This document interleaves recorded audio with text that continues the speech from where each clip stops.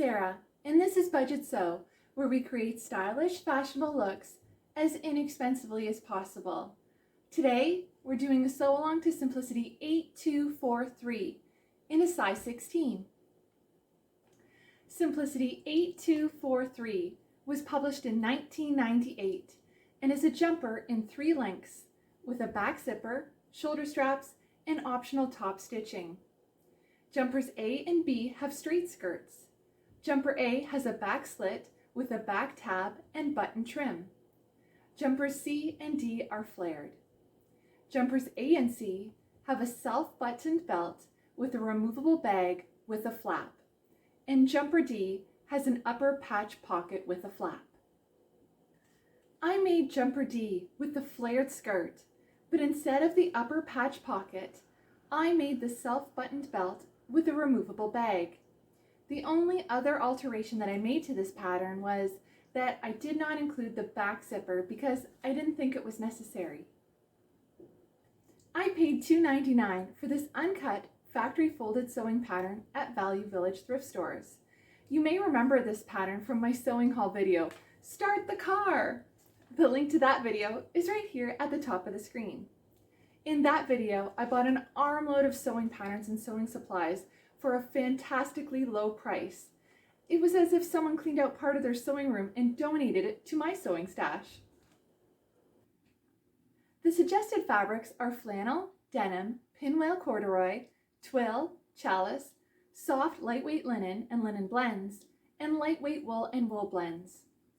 I decided to make my jumper out of a black velvet with a swirling gold pattern. I bought it at Value Village thrift stores during a store opening celebration.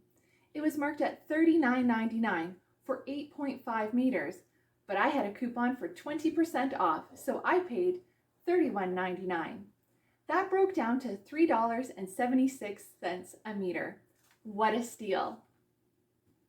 The pattern shows layouts for 115 centimeters and 150 centimeters wide fabric, but my fabric was 140 centimeters wide, so I used my own layout, making the best use of fabric and keeping with the nap of the velvet. Since I had 8.5 meters of it, and the 150 centimeter layout for jumper D calls for 1.8 meters, I had plenty of fabric left over for other projects, including Simplicity 9553, a vintage bag, and Vogue 7784, a gorgeous hat, and Budgetsew 6523, a classic blazer. So stay tuned to Budgetsew for sew-alongs to these patterns. I'm using black sew-in non-woven pre-shrunk interfacing that I bought from Fabricland on sale. It was regularly $1.49 a package that included a piece of interfacing measuring 1 meter by 55 centimeters, but I bought it at the low price of 50 cents. Fusible interfacing should not be used for velvet because the iron will pucker and pull the velvet in different ways. After cutting out and marking my pattern pieces, I pinned the darts in the back of the jumper. Then I pinned the center back seam. The instructions said to stitch center back seam between the lower large dot and notch. Back stitch at end of opening to reinforce zipper. Machine baste opening edges together. The basted area is for the zipper. Since I did not add a zipper to my jumper, I stitched the center back seam from top to bottom. Then I pinned the interfacing to the wrong side of the flap, and with the right sides together, I pinned the facing to the flap, leaving the edge with the small dots open. My next step was to pin the loop. I first folded under 1/2 inch or 1.3 centimeters on the long edge of the loop. Then I folded and pinned the loop in half lengthwise with the wrong sides together. Once it is sewn, the loop should be cut in half to create 2 loops. After that, I folded each shoulder strap in half lengthwise with the right sides together and pinned. The seam allowance on the straps is 3/8 of an inch or 1 centimeter. The ends were left open for turning. My next step was to pin the interfacing to the facings. The instructions said to diagonally cut across corners that will be enclosed in seams. The instructions recommend for non-fusible interfacing to machine baste 1/2 inch or 1.3 centimeters from the cut edges and then trim the interfacing close to stitching. Then I pinned a narrow hem at the upper edge of the bag front. At the sewing machine, I sewed a narrow hem on the bag front.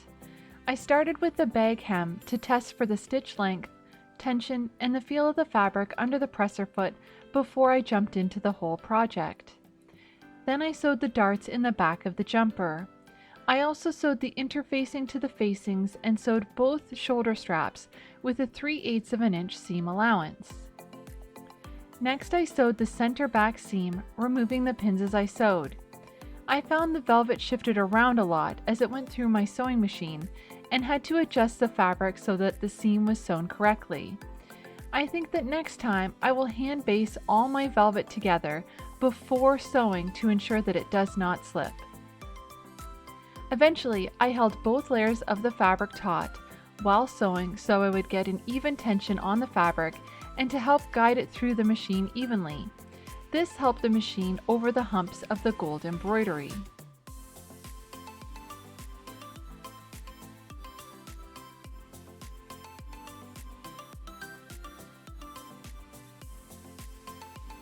Then I sewed the loop. The instructions said to stitch close to both long edges of the loop. My machine did not want to sew this. The fabric was so thick and bumpy that the feed dogs and the presser foot wouldn't allow the fabric to move forward, so I grabbed the tails of the thread and pulled as I sewed. After that, it was smooth sailing.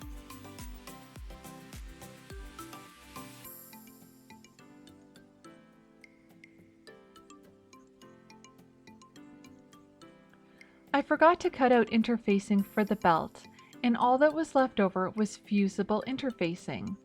Even though it's fusible, I sewed it to the belt piece as if it were non-fusible.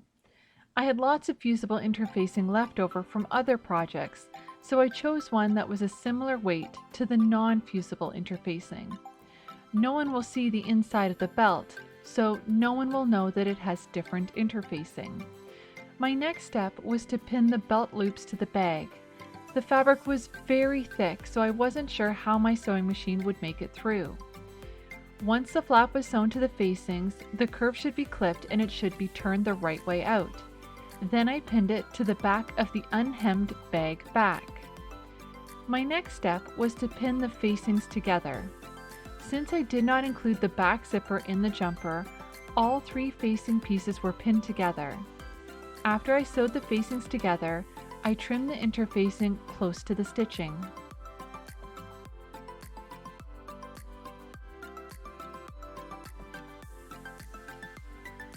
Once the straps were sewn, I turned them the right side out. The straps should be top stitched 1/4 of an inch or 6 millimeters from the long edge. I pinned the straps so that the velvet would not slip as I sewed.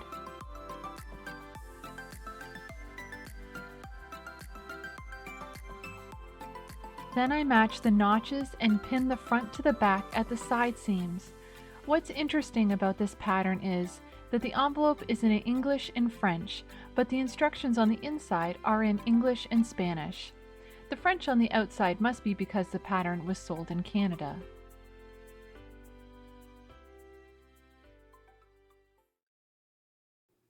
Before I continue with the sew along, please share this video with your friends and family. I'd love to help others sew and refashion on a budget and troubleshoot their favorite patterns. I also love sharing the treasures that I find at thrift stores. If you'd like to see more from Budgetsew, please subscribe and make sure that the bell is on so you receive a notification when I release a new video. Follow me on Twitter, Instagram, and Facebook at Budgetsew. Now, back to the sew along. Back at the sewing machine, I top stitched the shoulder straps.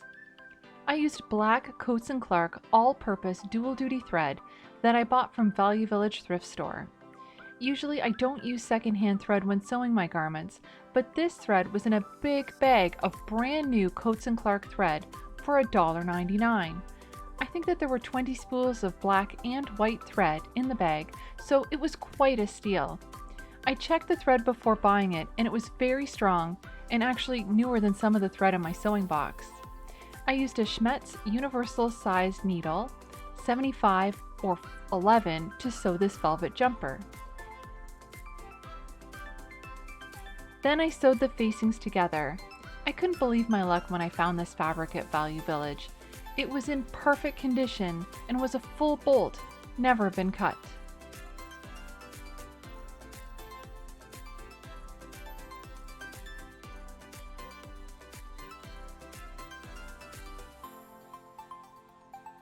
Then I sewed the front to the back at the side seams.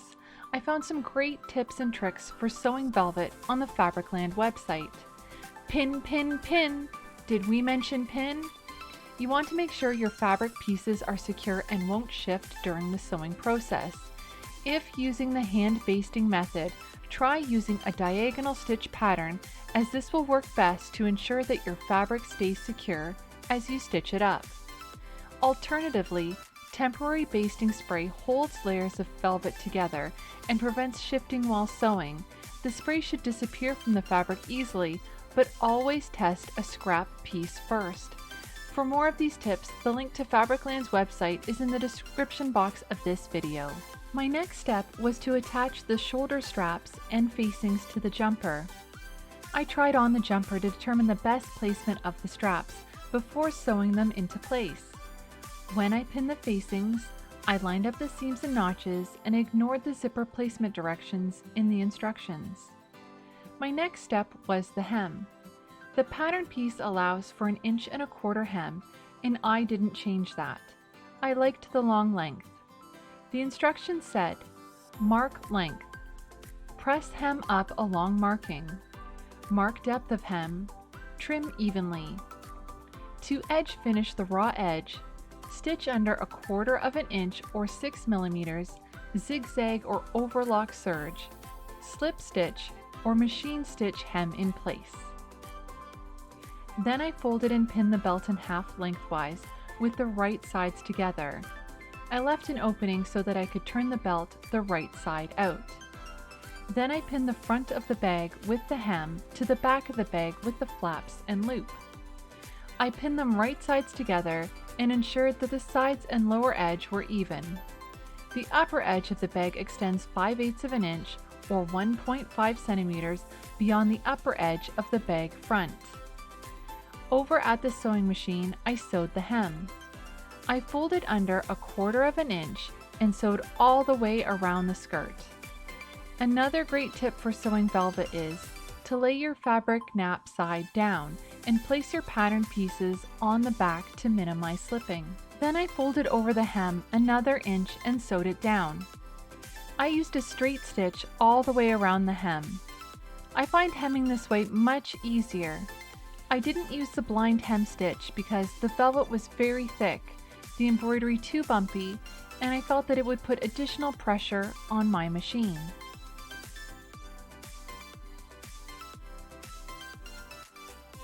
Then I sewed the facings to the jumper, removing the pins as I sewed. One of the things that I learned when sewing velvet was that stitching lines tend to show because of its surface texture. Threads magazine wrote that it's best to choose styles with minimal design details such as darts, seams, buttonholes, and top stitching. Designs with simple lines and are semi-fitted to loose fitting best display the velvet's qualities.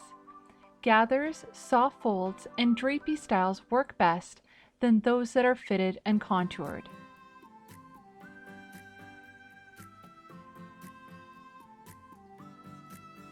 Once the straps and facings were stitched down, I trimmed the end of the straps so that they were even with the raw edge of the front. Then I trimmed the corners on the facings so that when I turned them the right way out, they would lay flat.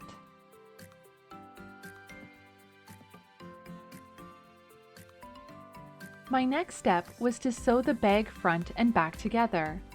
The lumpiness you see inside the bag are the loops and flap. Some other great tips from Threads magazine for sewing velvet are hand baste with one or more of 3 basting methods, double, backstitch, or diagonal basting. Loosen the machine tension. Hold the fabric taut while you sew. Use a walking foot, Teflon foot, or roller foot. And finally, Stitch with tissue paper or stabilizer between the layers and between the fabric and the feed dogs. Then I sewed the belt. I started at the point of the belt and sewed a 3/8 of an inch or 1 centimeter seam. I left an opening so I could turn the belt the right side out.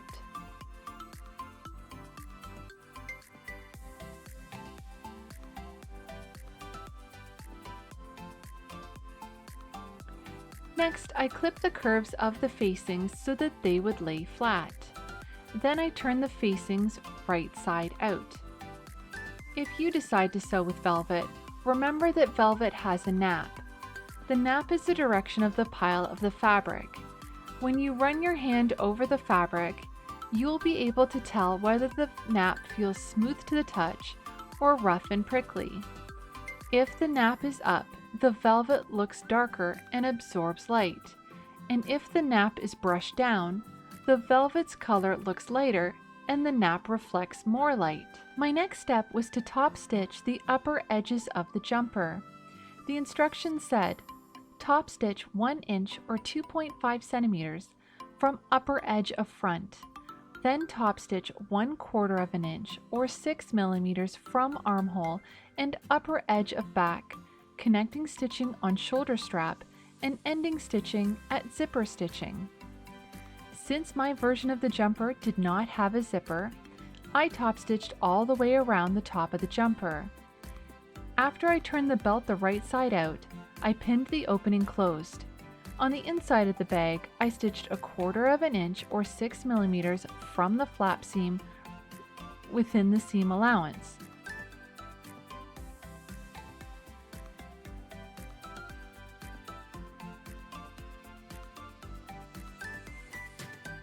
When I top stitched my jumper, I forgot that the instructions indicated that this should be done 1 inch or 2.5 centimeters from the upper edge of the front. I kept my top stitching the same size from the front to the back. I think that my top stitching looks great even though it's closer to the top of the front than the instructions recommended. I also sewed the belt opening closed. The instructions recommend slip stitching, but I used my sewing machine instead. I don't have the attachments for my sewing machine to make buttonholes, so I marked where my stitching should be with chalk. I also marked where my stitching should start and end with pins so that I don't go too far. Since the instructions show only one buttonhole on the belt, sewing this was not a chore.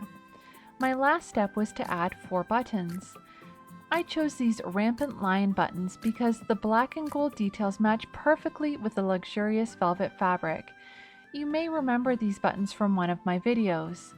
The link to the button video is at the top of the screen. Here is the finished jumper.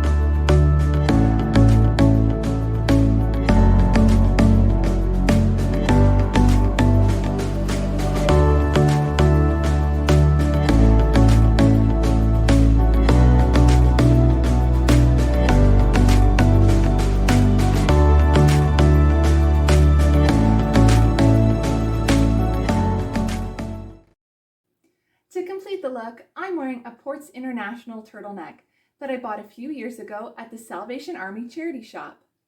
I didn't pay much for it, but it's 100% pure virgin wool, so it's great quality. I wear this turtleneck a lot in the winter here in Canada, so I didn't want to throw it out when I saw that there was a hole in the upper sleeve. So I patched it with a butterfly applique that I bought from Dollarama, a Canadian dollar store. The link to the video where I show you how to do this is right here at the top of the screen.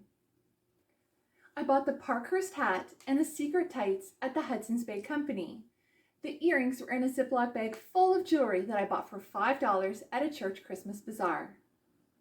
I hope you enjoyed this sew along to Simplicity 8243. Please like and share this video with your friends and family. And if you'd like to see more from Budgetsew, please subscribe. And if you'd like to stay up to date with Budgetsew, follow me on Twitter, Instagram, and Facebook at Budgetsew. Thanks for watching. See you next time.